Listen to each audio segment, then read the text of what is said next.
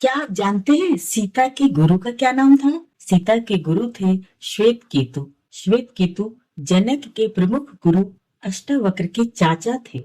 श्वेत केतु के गुरुकुल में दर्शन, गणित, विज्ञान और संस्कृत विषयों पर शिक्षा दी जाती थी। सीता को विशेष रूप से भूगोल, इतिहास, अर्थशास्त्र और शाही प्रशासन के विषय में पढ़ाया जाता था। सीता ने गुरुकुल में युद्ध कौशल और शारीरिक प्रशिक्षण भी लिया था।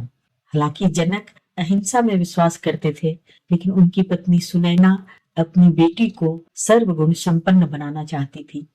अगर हम पौराणिक ग्रंथों की बात करें, तो वाल्मीकि रामायण या तुलसीदास कृत रामचरितमानस में ऋषि श्वेत केतु को माता सीता के गुरु के रूप में कहीं उल्लेखित नहीं किया गया है।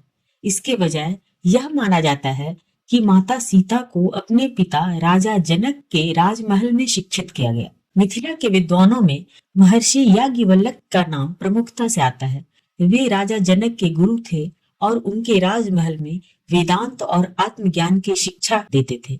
ऐसे में यह संभव है कि माता सीता को भी उनकी शिक्षाओं का ज्ञान मिला हो।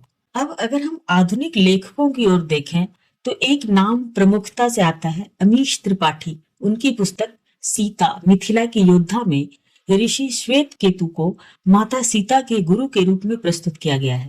हालांकि यह एक मिथ की कल्पना है, इसका कोई प्राचीन प्रमाण नहीं मिलता, लेकिन यह पुस्तक रामायण की एक नई और सशक्त व्याख्या प्रस्तुत करती है, जिसमें माता सीता को एक योद्धा और कुशल प्रशासक के रूप में दिखाया गया है। तो दोस्तों, यह थी हमारी आज की चर्चा। ऋषि श्वेत केतु माता सीता के गुरु या केवल एक आधुनिक कल्पना। हमने पारंपरिक और आधुनिक दोनों दृष्टिकोण देखे। अब बारी आपकी है। आप इस बारे में क्या सोचते हैं? क्या आपको लगता है कि आधुनिक मिथ की लेखन को पारंपरिक कथाओं के साथ मिलाकर देखना चाहिए, या हमें केवल शास्त्रों पर निर्भर रहना चाहिए? अपने विचार कमेंट में जरूर बताएं।